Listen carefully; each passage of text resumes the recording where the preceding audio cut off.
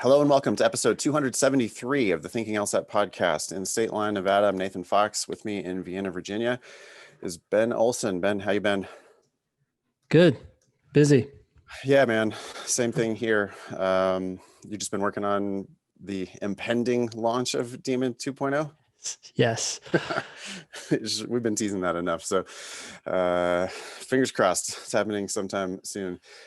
Today on the show, we have a whole bunch of listener emails. We have a note from someone who is an undergraduate at University of Hawaii, Manoa, and apparently their pre-law program is actually legit. We were just shitting on pre-law associations recently, Ben. And they have a very helpful spreadsheet that it's not just for University of Hawaii students, it's for everybody. So we'll get to that. Okay. We have a first generation law student asking for a breakdown of the admissions process and or law school timeline. We can give our updated thoughts about when you should be applying and when you should start studying and all that kind of stuff. Okay. More admissions questions. Somebody wants to know about why X law school essays, if you should ever send those in unsolicited, which I probably think no to that. Somebody else had a note about scholarships we can cover. We have someone who was shitting on the scholarship estimator on YouTube. And we can, we'll read a nasty comment and respond to that.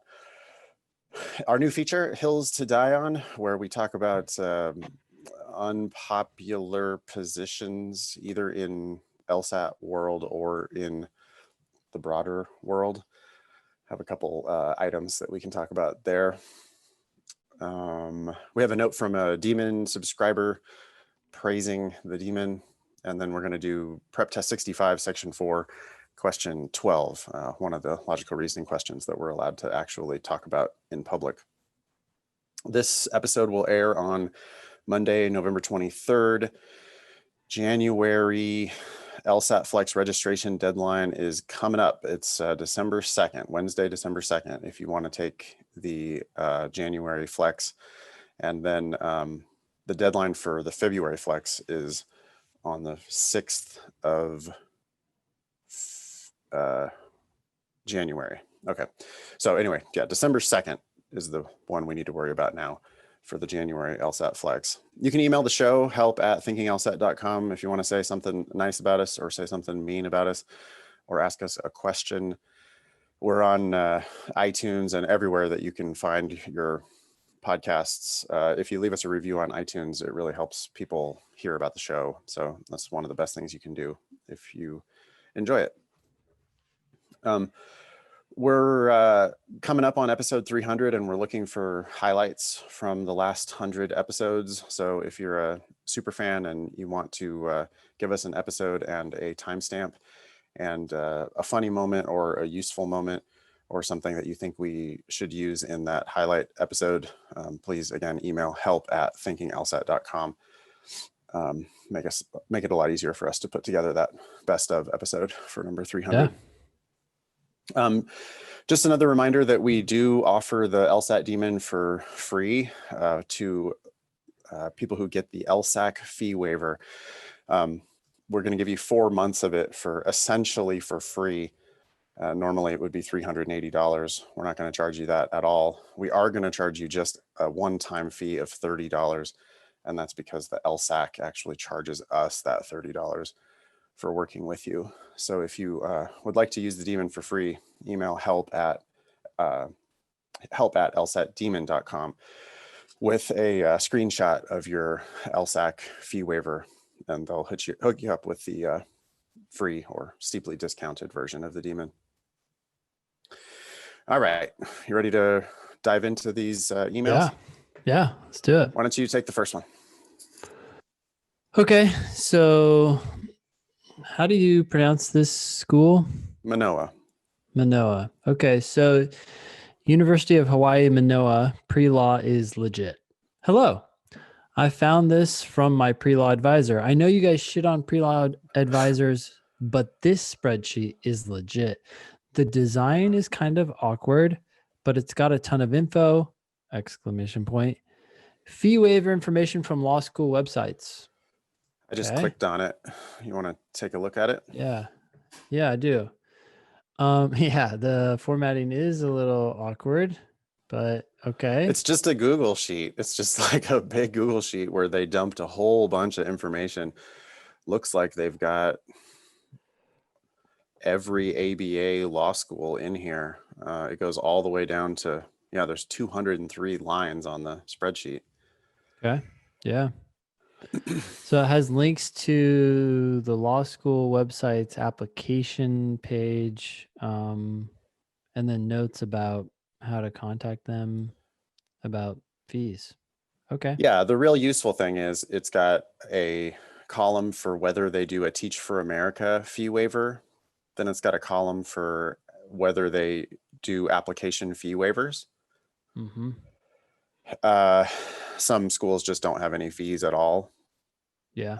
Some schools have a, contact the law school to ask about a fee waiver. Yeah. Then it's got new credential assembly service fee waiver information.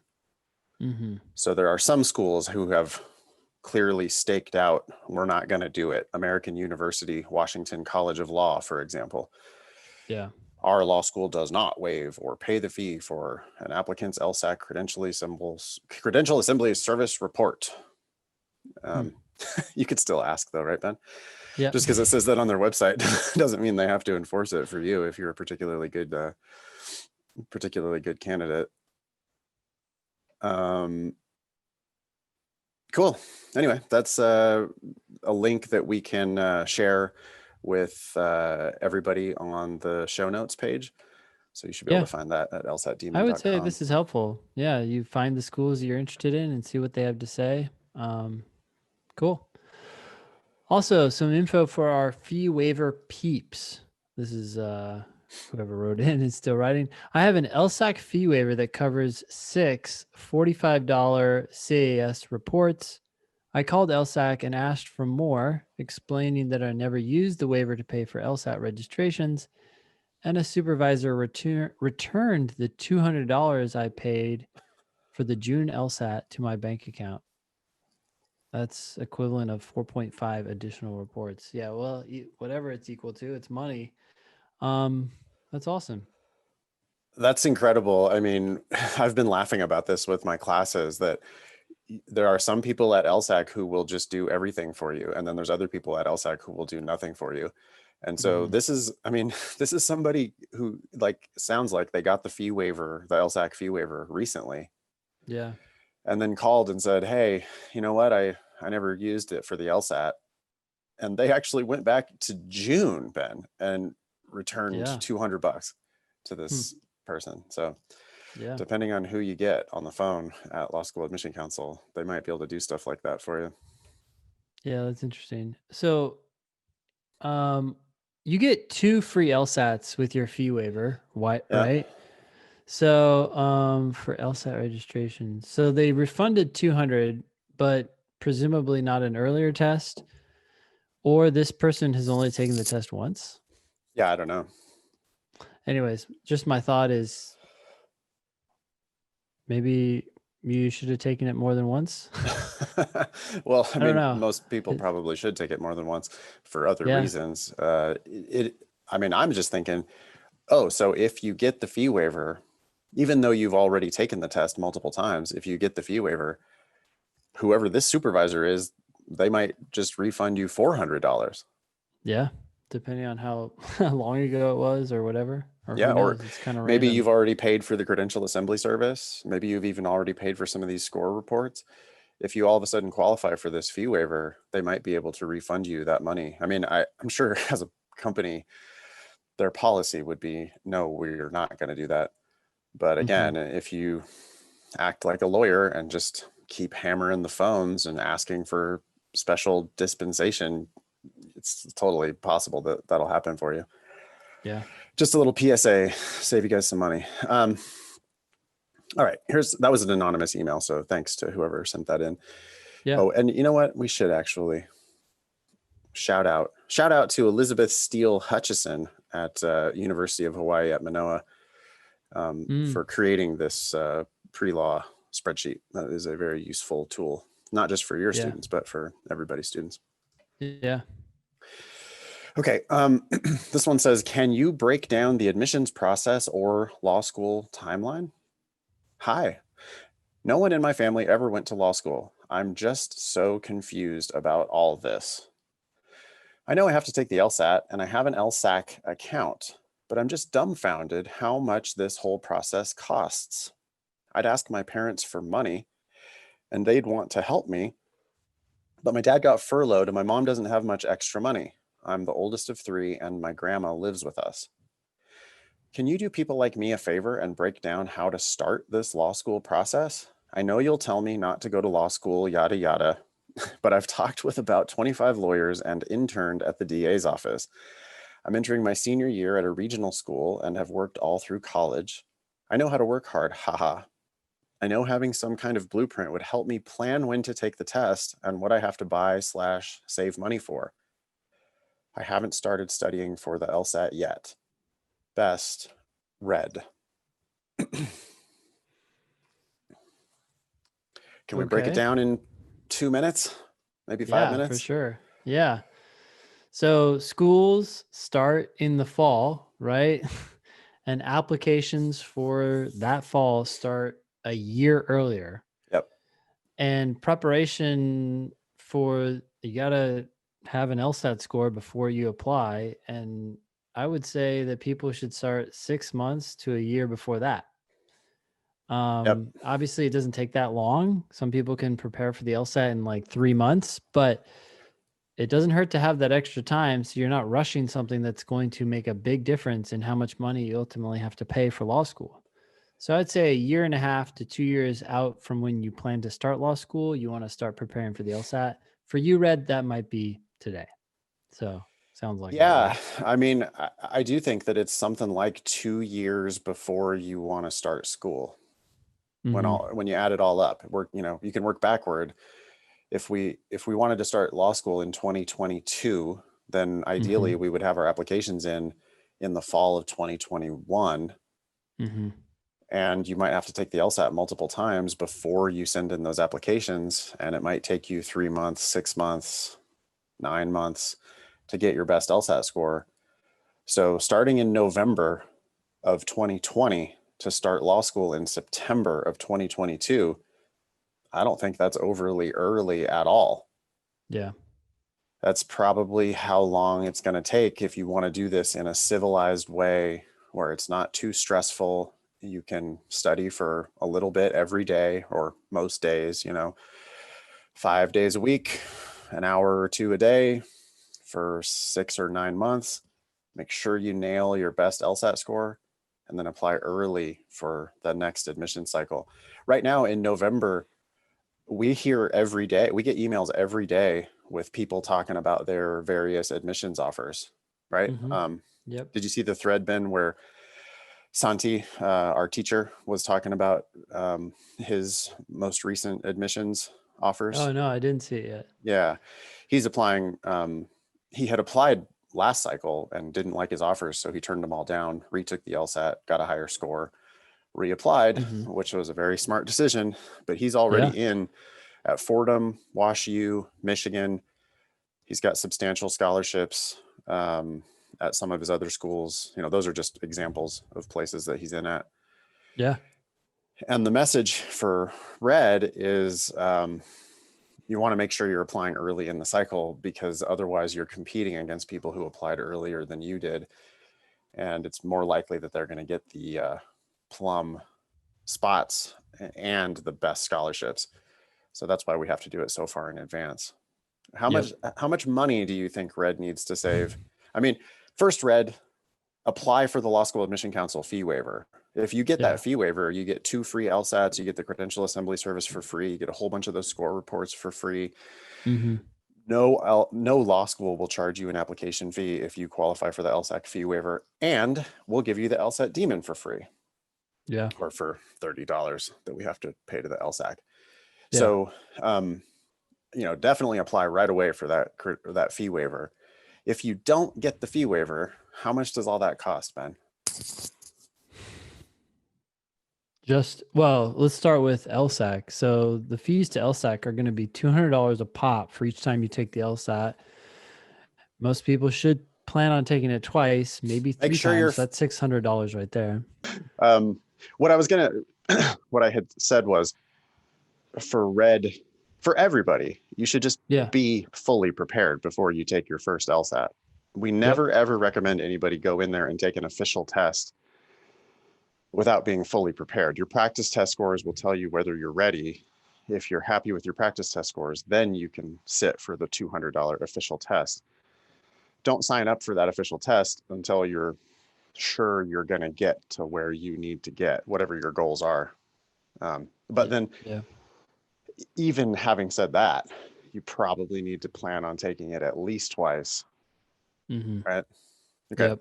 What are all the So other? So that's $400 right there. let's say $400. Yeah. And hopefully, you knock it out of the park the first time, but okay. Save And yourself a then, couple $100 if you do. Yeah. yeah. Although you don't want to be penny wise and pound foolish, right? Right. Because Right. at the end of the day, we're talking about tens of thousands, hundreds of thousands of dollars are on the line here. Yeah. It'd be really foolish to be like, oh, I saved $200 and Yep. lost. Anyways. Okay. The next thing is you have to sign up for CAS, right? Or was it, that's right? Credential Assembly Service. Yeah. CAS. Mm-hmm. And that's like 145, maybe. I guess we can just Google it. I thought that was like a couple hundred. Yeah. I think they keep creeping that fee up as well. Okay. I'm at actually 600 so far. Okay, so yeah, you're actually right. The credential assembly service is 195 and the LSAT is 200. Like what? Okay. Anyway, the law school reports are each $45. So that's the fee you have to pay LSAC every time you apply to a law school. So we have 400 plus 200, so we're at 600 plus what? You have to apply to at least 10 law schools. So that's $450 at least. Yeah, and Red might not understand why you have to apply to at least 10 law schools. We say if you don't apply to 10 law schools, you don't know what your real value is in the marketplace. I mean, the thing we're fishing for here is full ride scholarships. Red says, I know you'll tell me not to go to law school, yada, yada, but that's not what we say. What we say is don't pay for law school. Yeah. If you apply to 10 law schools, Red, you give yourself a much better chance of not paying for law schools. Go to lsatdemon.com/scholarships, play with your GPA and your LSAT and see what kinds of schools would be most likely to give you those scholarships to figure out where to apply. Yeah. Okay. So 10 of those. Yeah. So I'm looking at another $400. 10, yeah, $45. That's just the report fees. That's just the report fee. You also have the law school side, but right now we're at about $1,000 to $1,100. Let's also assume, Red, you can ask every school you apply to give you an application fee waiver, whether or not you get their LSAC credential assembly service fee waived. So the schools themselves, probably you can get around having to pay that application fee, but the report fee, you can ask to get that waived as well, but that's going to be a little tougher. Yeah, and that's what American was talking about, right? Right. The law school report fee as opposed to necessarily their fee. But if you end up paying the law school application fee at, say, half of them, what are they? Like typically $75, maybe? Yeah, American is $70, and it's automatically waived for any applications submitted by May 1st of 2020. So that was this year's policy. They seem to roll over pretty quickly on waiving their 70 or 65 or whatever. I think we can almost assume that that's zero. And I just don't. Yeah. Maybe say $200 just for safety, or $100. I mean, there's going to be one or two that might charge you, right? Yep. So, okay. So now are we at like 1,300 roughly? 1,200 maybe? Yep. Let's say 12. Let's say 12. Okay. So you're at $1,200, and then what else you got to do? You got to prepare for the LSAT. Right. So again, if you do our program and you go to the top program, top tier, which is the live classes 7 days a week, that's $295 a month. Most people take 4 months to prepare, right? So 3 to 4. So that's another $1,200. If you do the top, live subscription, we have lower tiers of subscriptions that are available for $95 a month. You can drill on your own 24 hours a day, 7 days a week, using our videos and our written explanations. By the way, you can go to lsatdemon.com and sign up for the free trial. The free trial has a growing repository of very useful stuff. For $0, you can go to the free trial and watch full live classes, at least one full live class with me. I think you'll get a lot out of it. I think it will be super helpful. You can also do all the drilling you want for free during that free trial period. So check out the free trial and see what you like. Then you can decide how much of the live interactions you really want. Premium has, a couple days a week worth of live stuff. The live version has multiple events 7 days a week. Like I think we have 5 classes today, Ben. So it's, all the live interaction you possibly want. Yeah. So yeah, anywhere between $95 and $295 a month, it'll cost Red for that. Although if Red gets the fee waiver, for the LSAC fee waiver, then you get the basic version of the daemon for free, or for $30. Yeah. Okay. Now, I mean, we're assuming that you sign up for some sort of preparation. You don't have to do that, but I just feel like it's again being penny wise and pound foolish. Your time is also worth something, and heading in the right direction for $300 a month, or maybe 95, or maybe even $30 for 4 months, depending on your situation. Right. I think in the long run is going to pay off big time. I'd hate for you to be wasting your time, right? How many people have we taught, tutored over the years, and they come to us and they say, "Oh, I've been studying for the last 6 months, but I haven't made any progress." Yeah. They're spinning their wheels. No, maybe that's not you, but oh, people spend months with Khan Academy and make no progress, and they're trying to save money, but what they don't realize is they're wasting their most valuable resource, time.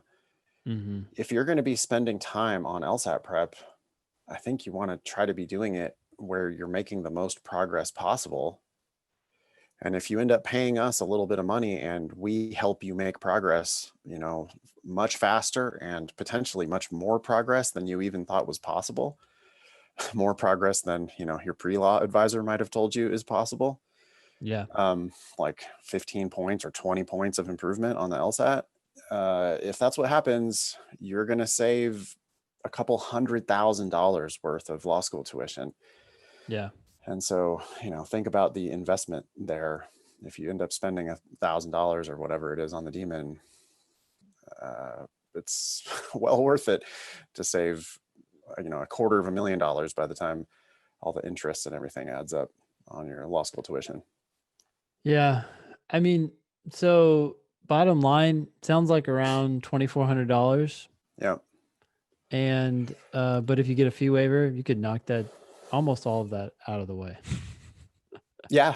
Oh yeah. The LSEC fee waiver is worth a lot of money. Everybody who, has a credible case should definitely apply for that fee waiver. Save yourself a lot of that money.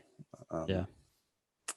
I'm a first generation law student. None of my parents, neither of them went to college. So I really feel for people like Red and want to help them make good decisions. I mean, that's what we're all about here, right? Is do this the right way and save yourself hundreds of thousands of dollars, because law isn't for everybody. And I hope it's for you, Red. Whether or not you end up having a successful legal career, I don't want you to be saddled with $250,000 of debt that you didn't need to have. So invest, start a couple of years ahead of time, invest a couple $1,000 and set yourself off on the right path in law school. Yeah. Thanks, Red. Next one.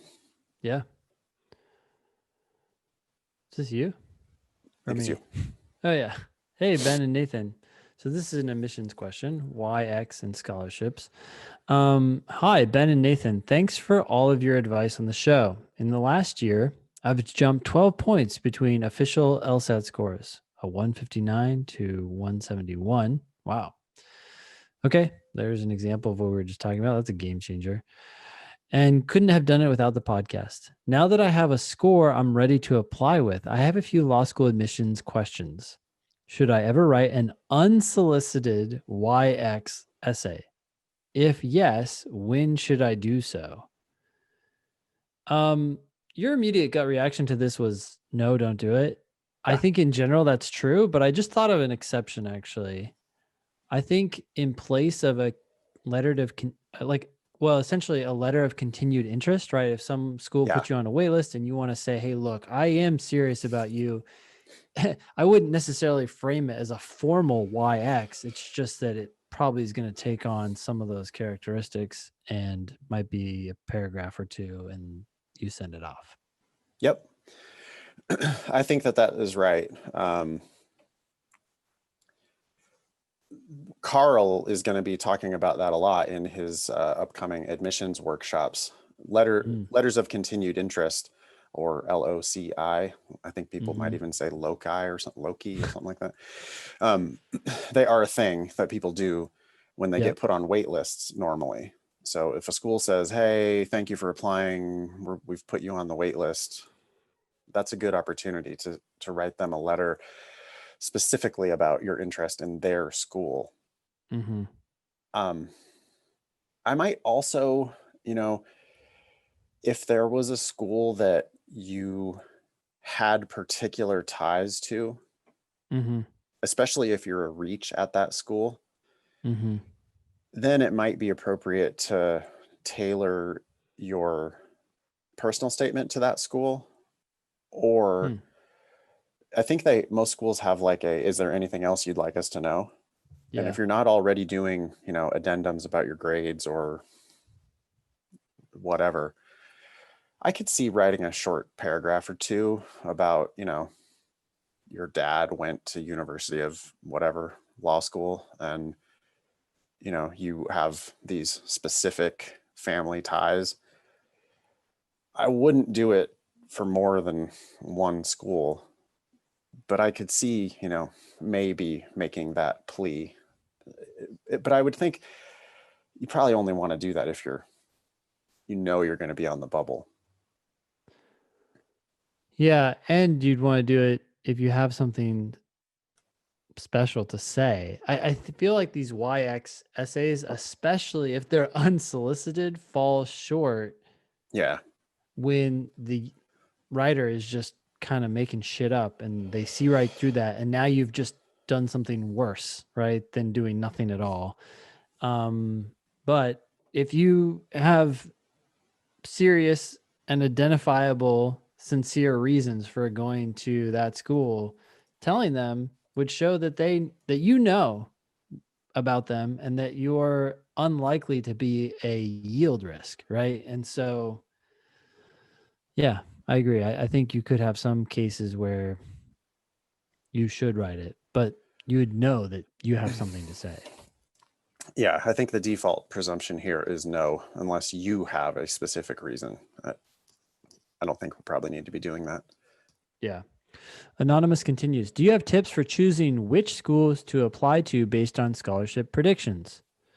For context, I have a 3.97 GPA and you have a 171. That's awesome. And am committed to attending law school in or near DC for personal reasons. In addition to applying to most schools in this area, I want to apply to some others with the goal of receiving scholarships I can use in negotiations.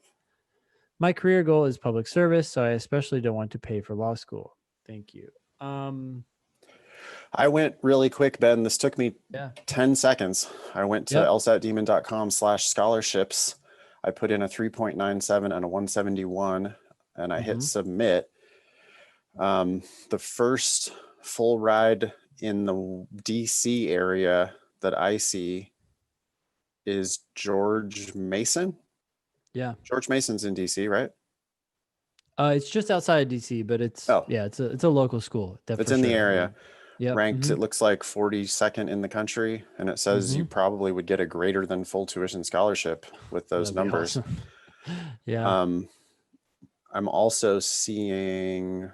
By the way, I just want to note that that stipend right there would probably more than pay for all the stuff you paid to apply to my school. Red's question about the $2,000 that Red was going to have to spend for applications and LSAT and LSAT prep. Yeah, the stipend. I mean, we've heard of people getting up to $10,000 stipends from schools. Yeah. In some cases. That's why you want to apply broadly. But I am seeing also a half to full tuition at George Washington. Just looking at the DC area schools. Yeah. It says half to full at Georgetown. Wow. This is an estimate. This is a free public service for y'all. It's at lsatdemon.com/scholarships. It's by no means binding or, ultra scientific. We've made it as scientific as we can, but it's all estimates. I also looked at the University of Virginia, which is ranked 8th in the country, right? Yep. Or whatever. And although they're not in the DC area, a lot of DC folks go out a couple hours there and end up still practicing here in DC. So, and there you'd get less than half, but that's still something. And it's a great school. Holy smokes. Yeah. Anyways. Yeah. Cool. All right. Is that everything for Anonymous? Good luck. Yeah. Tips. Yeah. I mean, so Anonymous is asking for tips for choosing which schools to apply to based on scholarship predictions. I would apply to the ones where it looks like you're going to get a full ride. I mean, exactly. But if you're totally going to if you really are in the DC area, then of course you should apply to Virginia with these credentials. Yeah, you should apply to Virginia. You should apply to Georgetown. Yeah. But you should also apply to GW and George Mason and American and all the other local area schools. I think there are enough schools in DC that Anonymous doesn't really need to apply outside of DC. Yeah, I think I can't. Well, some of them are. I would probably low tier. Right. So what I would say is, I think DC, or sorry, why do I keep saying I think Anonymous wants to probably apply to like Harvard. Yeah. With a 3.97 and a 171. I mean, that's a contender at a school like Harvard. And if you get into Harvard, then that is going to be pretty powerful leverage to use against Georgetown. Yeah, you have to think about the schools that Georgetown would be competing with, and they're eyeing the ones in the top 20. The ones where you would be a credible risk to go somewhere else. Yeah. Like I wouldn't apply to somewhere less than Georgetown and expect that, I got a full ride to American, and so therefore I'm going to use that as leverage against Georgetown. I don't really think so. Maybe. Although that's not as likely, but yeah, I mean, I think people do struggle with that decision a lot. They get full ride to GW, and then Georgetown is a little bit better, a little higher ranked, but it's like they're charging you money. Like, I'm going to go right down the street and go for free. Can you help me out? And then I think they want to. They may not, but that's the thing. You apply to the local schools, and then you apply to other schools that are in their tier, and ideally giving you something. And I would look at this list. I mean, everybody says this. I want to attend near DC for personal reasons. I don't know what your personal reasons are, Anonymous, and I'm sure in your head right at this moment you're like, look, they are non-negotiable. I have to go to DC. And I just want to question that every single time I hear it. Just really? Like, people are being kicked out of their country right now in like Azerbaijan, right? Or something like that. Like, things sometimes just change, and you have and you adapt. People adapt. I mean, it sucks. It's shitty, but think about all the wild changes that have happened since COVID. I mean, I'm living in a different state because COVID happened. And that's like, life is long and it's going to have lots of twists and turns. And so Sure, for personal reasons, I'm imagining a family, maybe a house. Like I get it that you're probably unlikely to leave the DC area, but the schools don't know that either. So if you apply to Washington University in St. Louis, they're known for giving full ride scholarships to try to attract people to St. Louis. Yeah. If they give you that full ride and Georgetown only gives you 50%, one, it's a good problem to have because now you can consider whether you should go. Two, that's one that's, they're high ranked enough. They're ranked right shoulder to shoulder with Georgetown.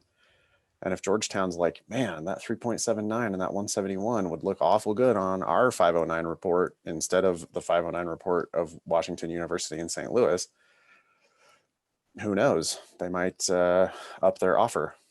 Mm-hmm. Yeah. Cool. This brings us to, this is a YouTube comment. Have you seen this before, Ben, or did this just come from, maybe ADOT put this on the agenda for us? No, I haven't seen this. I guess it's a YouTube comment. It says, I know you guys like to boast about the LSAT demon being research-based, but have you ever actually done any research yourself? Yale, Harvard, and Stanford gave a handful of scholarships last year. Georgetown gave money through March. What is this based on? Opinion? Would be cool if you could share facts to back up your argument. Thousands of people look to you for advice, and it's not that hard to put the legwork in to give sound, informed advice. That's Jamie. Okay. What is this in reference to? Scholarships or? I'm inferring that Yeah. it's in response to one, our scholarship estimator. Okay. Because our scholarship estimator right at the top, it always says need-based for Yale, Harvard, and Stanford. Sure. Mm-hmm. So maybe Jamie's looking at that and saying, hey, what's this based on? Yep. Or maybe it's comments from the podcast where we have said before, Yale, Harvard, Stanford don't really give scholarships. Yeah. That's based on all the information we have. Saying that they gave a handful of scholarships doesn't really change my assessment of whether those schools give merit-based. They don't give merit-based scholarships. I mean, they all say we don't give merit-based scholarships. We give need-based scholarships. Yeah. We're going off of that information. The thing Georgetown gave money through March, I think that must be in reference to our repeated advice, including on this actual episode, that you apply early to give yourself the best chances at scholarships. What do you say, Ben, when someone says, oh, well, Georgetown gave money through, so-and-so got a scholarship from Georgetown in March? What do you say? Great. I mean, what do you mean? Like, what do I say? Well, I mean, it's just, this is the kind of thing that we hear all the time. It's not like this is the first time anybody's ever said this to us. Yeah. Wait, is this person thinking that we say that Georgetown won't give money later? This seems to be an objection based on anecdotal evidence that it is possible to get a scholarship to Harvard, or it is possible to get a scholarship to Georgetown in March. What do you say back? Well, I guess what I'm confused about is I don't feel like I've ever said they wouldn't give someone a scholarship in March. In fact, I feel like what we're saying is apply as early as you can to increase your chances of success.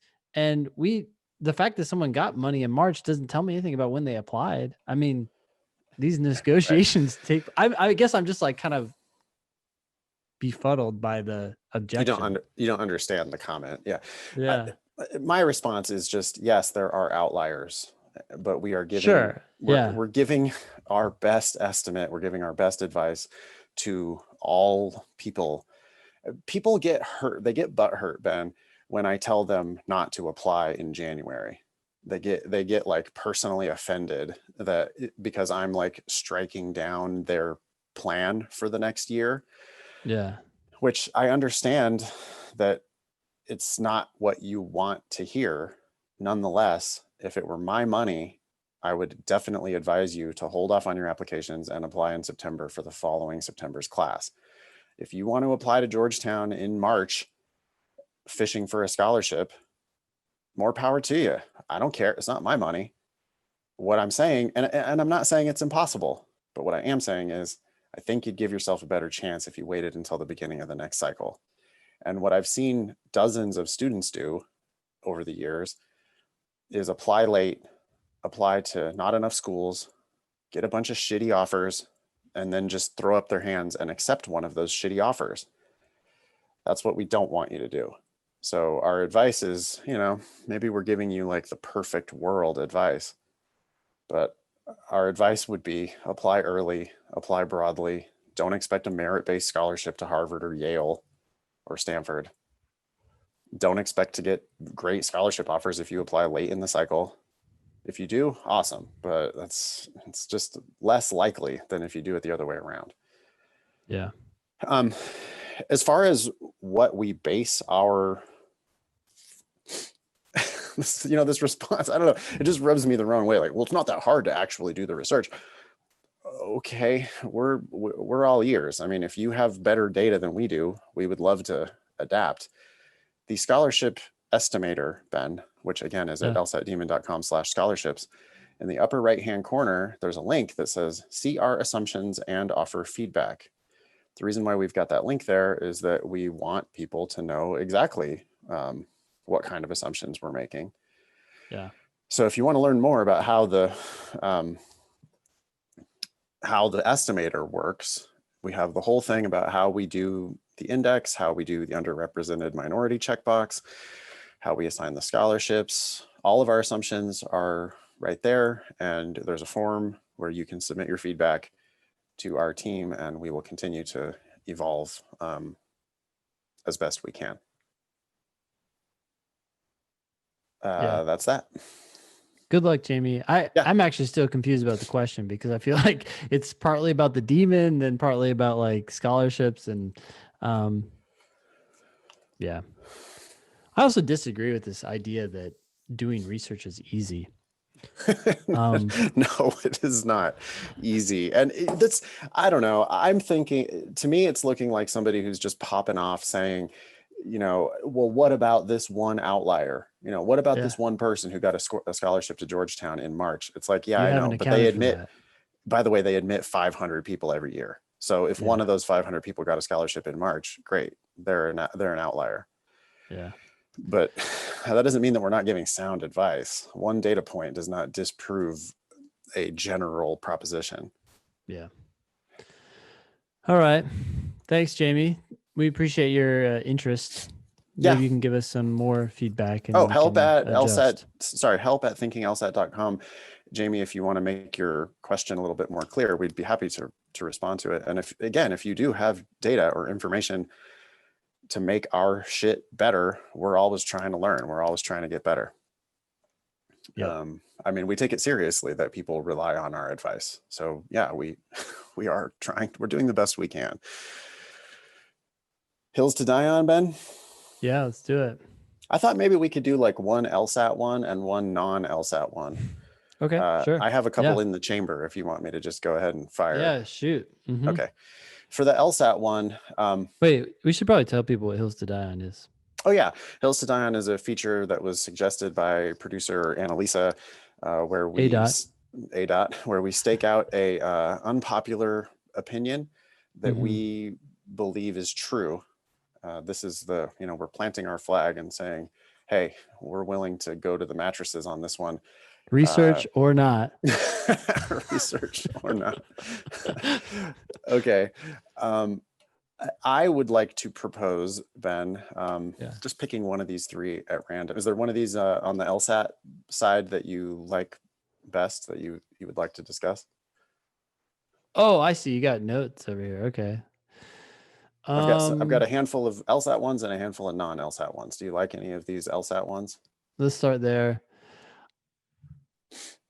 I like the first one. I definitely agree with that. I can't argue with that at all. Okay. Okay. Well, let's just knock them off then. So yeah, the first one that came to, or a million of these came to mind, but I firmly believe that you should not study for the LSAT full time. Yeah. And I think that runs counter to a lot of advice from some of the big prep companies. The company, who shall remain nameless, is notorious for telling their students that they should be studying for 30 or 40 hours a week. And I think that that is totally 100% wrong. What do you think? Well, every time I think about that company, I remember when I first started teaching the LSAT, and this was back when, I'm this sole dude sitting in this like classroom with like four other people. And I remember these students would come from this company that shall not be named. And I remember this one girl was like, this is the memory that always just comes to my mind. I'm like sitting next to her and she said, well, I have this book that this company gave me and I've been doing these practice problems. And I'm like, oh yeah, okay, can I see it? And then all of a sudden I realized that the book was presenting literally like hundreds, probably like 300 must be true questions from logical reasoning, just Wow. back to back to back. And she's like, yeah, I have to finish these. I have to finish 100 of these by my next class. And I was like, whoa, just stop. I mean, first you're doing a bunch of the same questions back to back to back. At the time, I didn't realize how big of a deal that was. I was kind of like, it didn't feel right, but I was like, okay, well, maybe you'll like master that. But at the same time, I knew right away that was just way too much work for the next few days of like all the other things that she had to do. It was just crazy. They Yep. just assigned a ton of work. It felt like Barbary, where they're like, hey, read all this stuff so that if you fail, you can't sue us. Cause we could be like, yeah, we gave you that information. Right. Well, I mean, I would like to particularly shit on Kaplan for doing something very similar to that, which was Mm, Kaplan, they love to talk about their refund policy. mm. 100% money back guarantee if you don't improve your score, right? Pay us $2,000 up front, by the way, for one of the worst LSAT classes you could possibly get. And we will guarantee that you improve your LSAT score or give you your money back. But the stipulations on getting that money back: go to every single class, do every single shred of homework, Yeah. show up for every single practice exam back in the days when we were allowed to get together in person, send an official score report that has a lower score than your previous score, so like you have to actually pay $200 and sit and take the LSAT in order to get your refund. Think about that, Yeah. Ben. Yeah. Take the shitty class, it doesn't help you, and now you have to actually pay money to take the official test in order to get the refund from the shitty class that didn't actually help you. So they're like, Well, and it's also only right. It sounds impressive. Higher score. Like, oh yeah, that's what I want. I want a higher score, but 170 or I'm sorry, 151 to 152. yeah, Oh, that's the mark of success. yeah, if you improve at all, you're not going to qualify for the refund. And the amount of homework that they give you is like basically studying full time for the LSAT. Yeah. Ben, why don't you think studying full time is good? Well, I think you burn out. Analogies can fall apart in all different ways, but the analogy that I always come back to is imagine going to the gym every day for 6 hours. You're Mm, gonna kill yourself. hmm. You're gonna go backwards in progress. You're like, oh, I just did push-ups yesterday. Now I'm doing them again. And Right. wow, I can't do as many as I did yesterday. Well, you're not recovering and your brain needs to recover. And this is actually talking about research based. Look, I didn't do the research, but I trust Angela Duckworth, who said the the best performers out there, they study for an hour, but it's not easy. It's not a walk in the park. They go after the shit that they suck at and they make sure they really learn during that time. They're focused. They don't have notifications on. Have you ever tutored someone who had notifications popping in on their screen? Oh, dude, the amount of distractions that people subject themselves to, yeah, you can see people. I mean, nowadays it's all online, but even Yeah. tutoring somebody online, I can see them glancing over at their phone, oh, let me just Yep. shut this off real quick. And it's like, oh, Yeah. okay, well, I thought we were trying to make progress, but it's critical, huh, that you get that, Instagram notification or whatever it is. Yeah. The other thing that I see, it's people with their pets. Oh yeah, yeah. always telling him to do things, get off the couch or whatever. I'm in the market for a dog, Ben. I really want to adopt a dog, but Yeah.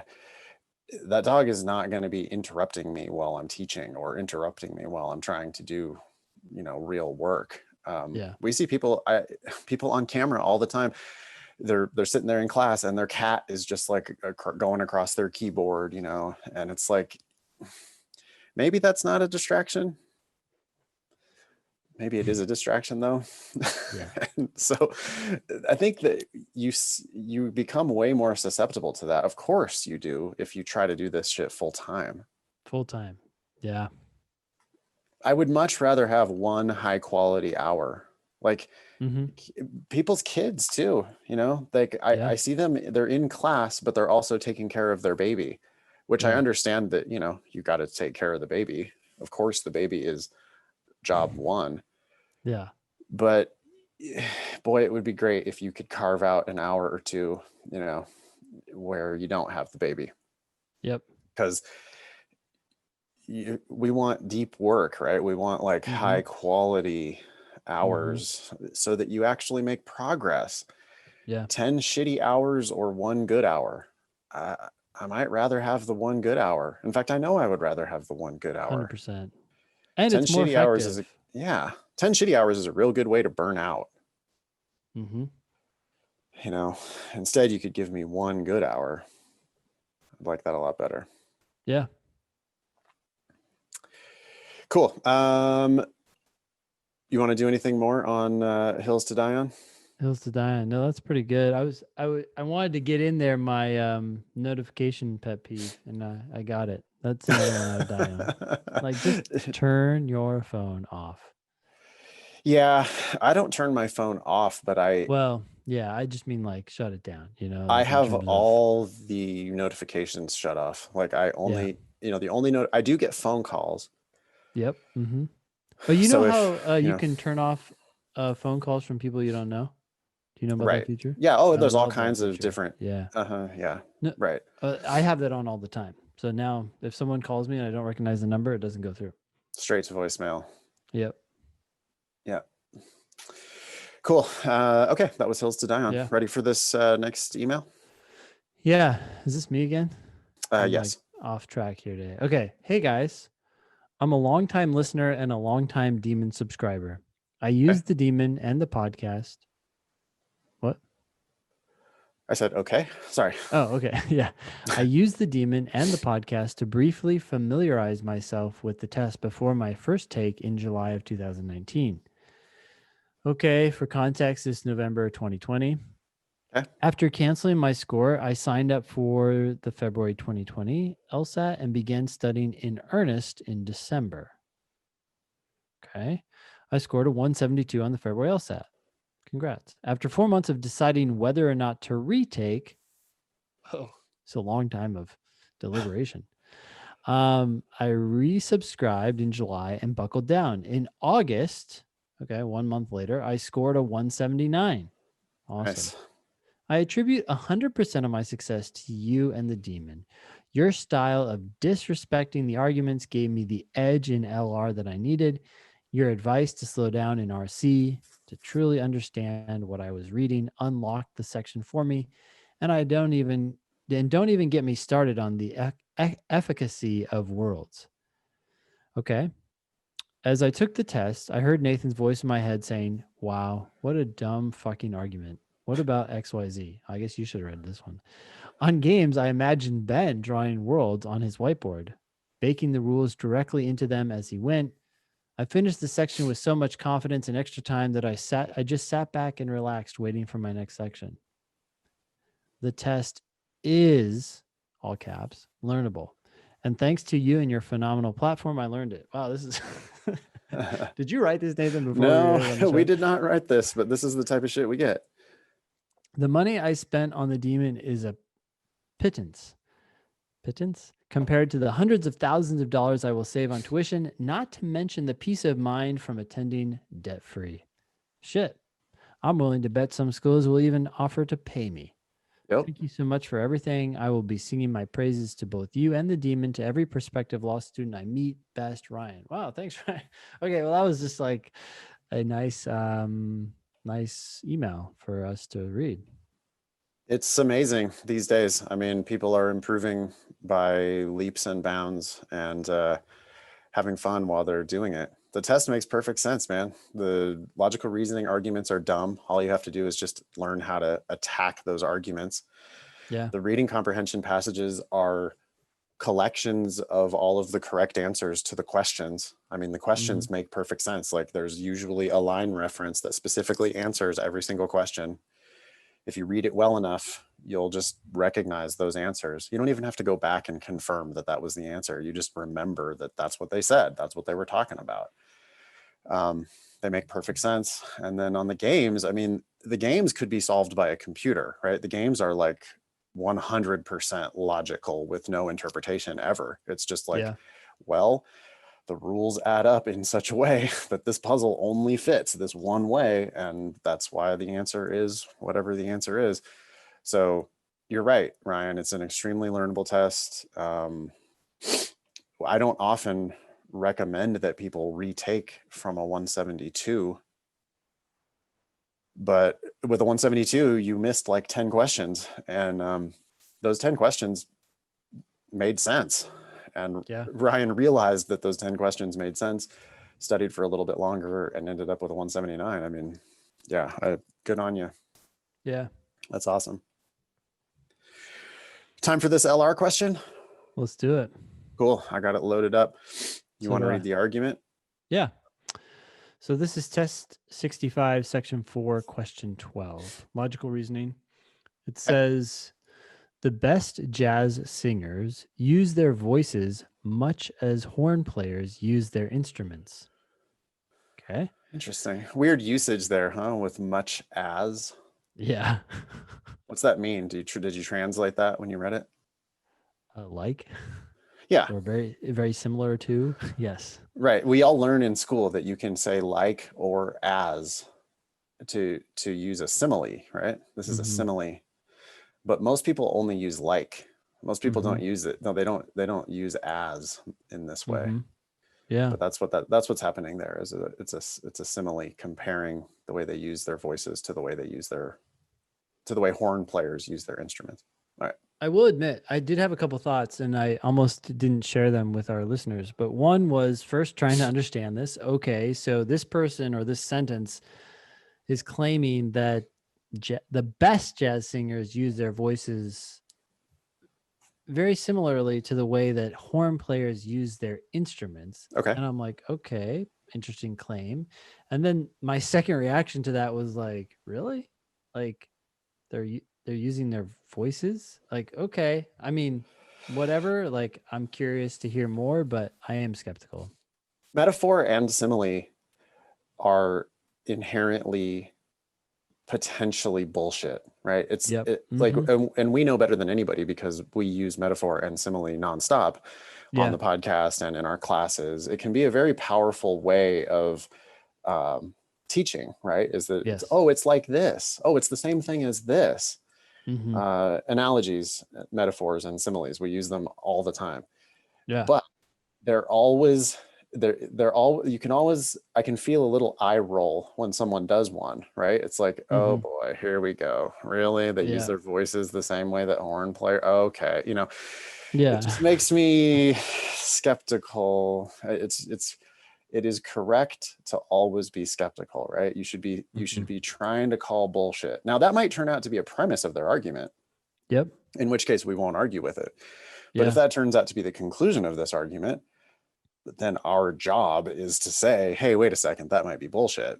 Yeah. So we don't know yet. So we have to maintain that level of incredulity. The very worst thing you could be on LSAT logical reasoning is credulous. That's the worst possible insult, is that you are credulous. You just believe everything that people tell you, including us. You should call bullshit on us. But our job as savvy LSAT students is to be extremely skeptical of everything they say in these arguments. And you'll be surprised how easy the questions get if you can do that properly. That just reminded me of like students who not only believe what the LSAT is telling them in these logical reasoning arguments, but also like sometimes push back and say, well, don't I have to believe that? I mean, that's what it said. And I'm like, oh dear, it's too bad that you have that idea in your head that you just have to accept it. Yes, you have to accept premises, but you don't have to accept the conclusion. And that's exactly what we're talking about. We don't know whether this is a premise or a conclusion yet. So we are We don't know maintaining that. our distance, right? Mhm. Yeah. We'll get through the whole argument and then we'll go, oh, I see. This was your evidence and this was your conclusion. Does your conclusion follow from your evidence? I'll now let go of my skepticism about your evidence because I'm just going to accept accept that as fact, and then see Mhm. whether they actually got to their conclusion from those facts, and which they rarely do. Yeah. So That's the game. this argument continues. The great Billie Holiday thought of her singing voice as a horn, reshaping melody and words to increase their impact. Well, hold up. Okay, I hate this. I mean, this sounds like evidence for the first claim. I hate it because what Billy thought doesn't have anything to do with whether that's actually true. I mean, it has something, like maybe Yeah, she's right, but I mean, her testimony would certainly be worthy of considering, right? Like, if sure, it this would was a be court worthy of case considering. about whether the best jazz singers use their voices much as horn players use their instruments, And if she's like, I and if do. I were on the other side, like Hmm. let's say I'm the attorney for yes, they do, and you're the attorney for no, they don't. Hmm. If I could call the great Billie Holiday to the stand and ask her for her professional opinion, like I could Yeah. establish her credentials pretty easily, and her saying, "Oh yes, I, the great Billie Holiday, do use my voice as a horn." It's hard to think of better evidence for whether jazz singers, the best jazz singers, Billie Holiday being one of them. My rebuttal would still be, I love that you thought you were doing that, but you were not. You can make that objection, but I think Billy and I might have a winning case here. The masses are always credulous. Okay, Okay, anyways. but the thing we have done though here, Ben, Yeah. is I Yeah. think we have already identified that second sentence is a premise in support of the first. Yes. Okay. Conversely, jazz horn players achieve their distinctive sounds by emulating the spontaneous twists and turns of an impassioned voice.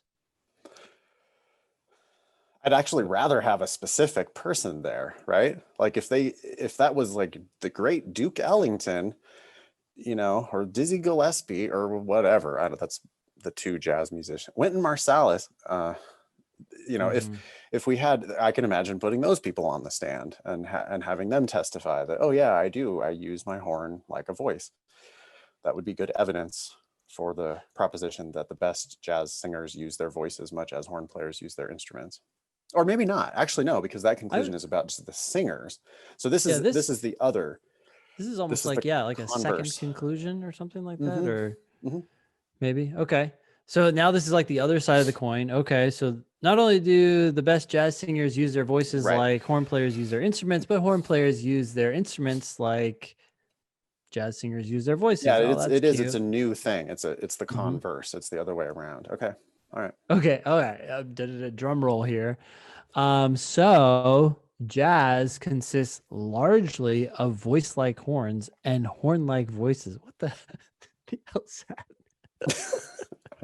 Just a Making bunch of shit nerds. up. Yeah. Yes. So jazz consists largely of voice-like horns and horn-like voices. Yeah. Horn-like, I don't think that word exists except for on the Lsat. Um, in any case, okay, I get it. There was a mini argument at the beginning. There was a like kind of some evidence in the middle, and then a conclusion that brought those two things together. How do you know that's their conclusion? Well, two reasons. One, so kind of suggests it's a conclusion, but that could be an intermediate conclusion. So I don't know that for sure. But really, I know this because the ideas that came before are being used and can be used to support this last claim. Yeah. I find that keyword to be very helpful, though. I mean, when they Mm-hmm. say so or therefore, um, it's 8 times out of 10, that's going to be the ultimate conclusion of their argument. Not always. The ideas trump. There are also many arguments that don't use any of the keywords at all, and we have to infer which one was the conclusion based on, well, these facts could be used to support this conclusion. So here it's both of those things, right? We have the keyword and we have the ideas adding up in that way. Yeah, both, right? But if I had to choose between the two, I would actually favor the ideas. Of course, that's the only really reliable way, because sometimes the keywords just aren't even there. Yeah. Here's a hill that I would die on, by the way. Ooh. The word so, right? I would say this. I'm not talking about all the indicators out there. I'm just going to talk about so for a half second here. I'm going to say that so always introduces either an intermediate conclusion or the main conclusion. I don't think I've seen it, at least when it's used in this context, to do anything otherwise. That's the rub, though, is that sometimes people just look at that and they think, oh, it's a main conclusion, and it could be an intermediate conclusion. Yeah, I don't think that one qualifies for hills to die on, because I think everybody would agree with you. I think every time they ever use so or therefore, or I agree that they probably wouldn't argue, but I do find that it is news to a lot of people. Like they don't realize that, oh, here's another thing that's news to people. It's going to point back to a premise. You can't say so in a vacuum. Anyways. Yeah, they would never say it first, would they? Yes. You can't say so or therefore as the first word of your argument. You can put your conclusion first, but you can't ever put so and then start your argument. That just doesn't. Yeah. It's always the thing that came before was the evidence, and the thing that's coming after is the conclusion. That does not mean that it has to be the main conclusion of the argument. It could be an intermediate conclusion of the argument. Okay. Yeah. Anyway, what's this question about? Which one of the following most accurately describes the role played in the argument by the claim that the best jazz singers use their voices much as horn players use their instruments? I'm immediately going to say that's an intermediate conclusion that was supported by the second sentence that ultimately was used to support the last sentence, and that's why it's intermediate, not main. Okay. Yeah, I tend to teach people to just focus on, was it evidence or was it the main conclusion? Because intermediate conclusions are both evidence and a conclusion. But I think we can keep it simple without even bringing up the idea. You're a professional Lsat teacher, so you might just spot like, well, yeah, it was an intermediate conclusion. But at a more basic level, listen, is this the ultimate conclusion of the argument? Did they come here to prove to you that the best jazz singers use their voices much as horn players use their instruments? Yeah. Or was there a further conclusion beyond that? And I think if you look at the argument carefully enough, especially because of that last sentence and the way they used so there, you know that that last sentence is at least a conclusion of the argument, if not the main conclusion of the argument. They're not asking us about that. They're asking us about a different part of the argument. So we have to, first thing is the claim that the best jazz singers use their voices much as horn players use their instruments, is that the main conclusion of the argument? No. Yeah. So that's what I would go, nah, it was part of the argument, but not the main conclusion. All right. I mean, I would say that I don't think it's, I think if you're paying attention, it's not too hard to also I agree. get good at seeing how these things relate to each other. But yes, when people are doing these in general, it's like, is this premise or conclusion? Let's just start there. Yeah, because people outsmart themselves by wasting time thinking about intermediate. I find that people just get in the weeds with intermediate conclusions. Like just yes or no. Is it the main conclusion? No? Okay. So is it a premise though? Is it part of the argument? Yeah. It's not the opposite of the conclusion, right? And it's not like totally irrelevant, right? So it's evidence in support of the main conclusion. Okay. Yes. Let's start there. What's A say? Yeah. So, well, before we go into A, really quick, this is a role, or I'd call this a role or a reasoning question. The name doesn't really matter so much, but the point is that the 5 answer choices are going to describe the role of that claim. And flaw questions do this, and role/reasoning questions do this. The 5 answer choices are descriptions, which means they have to describe exactly what the claim is doing. Yep. And if any part of it is wrong, I'm going to stop. I'm not going to finish reading the answer choice, and I'm going to mark it as wrong, because absolutely it has to be 100% perfect. How do you go fast on logical reasoning and reading comp for that matter? How do you go fast? You go fast by knowing that the wrong answers are wrong and just getting rid of them. Like when we're reading A, we expect it to be wrong 80% of the time. And so we do not have to read all the way through these answer choices to know that they're wrong. And that's critical. That's something that students, novices do wrong. They just, let's read A to demonstrate. Yeah. It's the argument's main conclusion. So right there, I would stop and I'd say, no, it's not the main conclusion. We just said it's on the evidence side. This is out. But this answer choice goes for another 3 lines and is supported by another statement, which is itself supported by a further statement. If you're getting all tied up in that, you're consuming time. The clock is ticking. Not that I want you to think about that, but you are unnecessarily reading. Exactly. You're overcomplicating it for yourself. When they say it is the argument's main conclusion, and I don't care what comes after the and, because it is not the argument's main conclusion. So that's it. I don't read any further. Meanwhile, novices and intermediate students take forever trying to unpack the rest of an already wrong answer. All right, how about B? B, it is the argument's only conclusion. Again, I would stop there. I've already identified it as an intermediate conclusion, so I know there's more than one conclusion. If you did not identify that, you could look at this and say, well, wait a sec. There's got to be the main conclusion somewhere else because this is on the premise side. So that's another way of getting rid of it right then and there. Yeah, Billie Holiday was evidence for the claim that the best jazz singers use their voices much as horn players use their instruments. So there are 2 conclusions in this argument. The first sentence and the last sentence are both conclusions of the argument. So it's the argument's only conclusion? No, it's not. And so that answer is gone. Yeah. C, it is a statement for which some evidence is provided. Yeah, the second sentence about Billie Holiday was evidence provided for it, and which in turn is used to provide support for the argument's main conclusion. Yes, that's what an intermediate conclusion does. And yes, this was what we identified as a premise or evidence for the main conclusion. So this is, to make it this is good. Really explicit.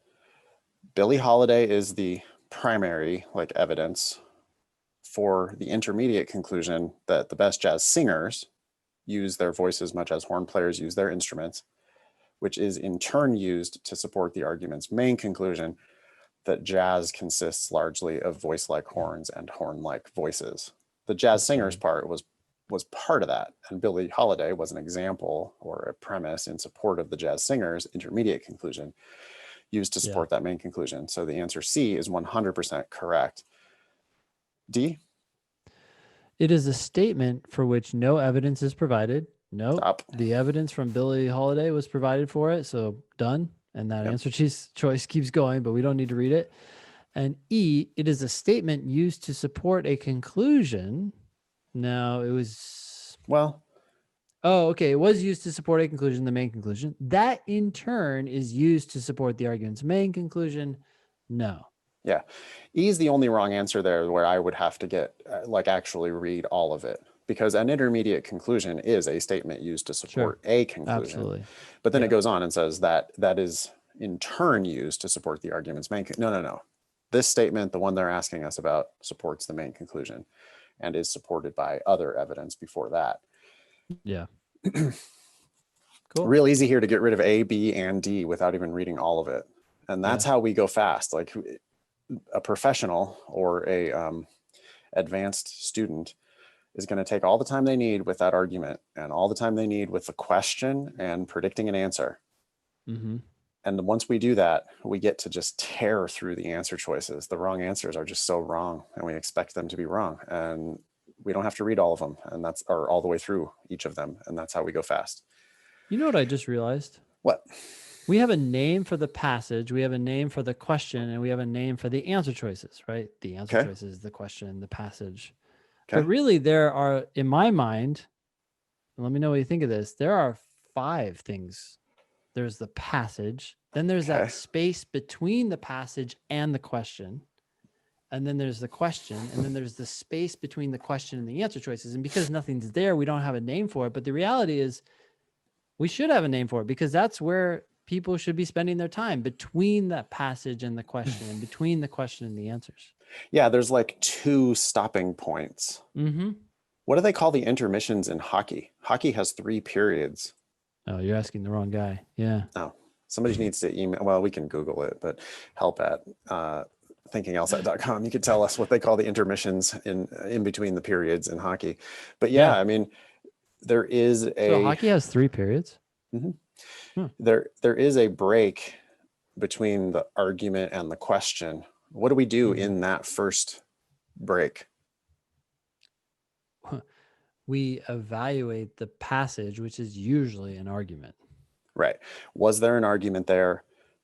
Is it bullshit or is it valid? If it's bullshit, why is it bullshit? Yeah. Okay. And then we read the question. Then what do we do on that second break between the answer question? Okay. Yeah. And how do we, so what kind of things are we thinking about there? Well, question types for one thing, right? Question types but even if you don't know them, if you read the question and you're like, okay, well, how would I answer this loosely? You're off to a good start. I do think everybody needs to have like a 2-second thought though about the question type, like this turned out to be a role question. Role questions. What do we know about role questions? Well, they're evidence-based, they're top down.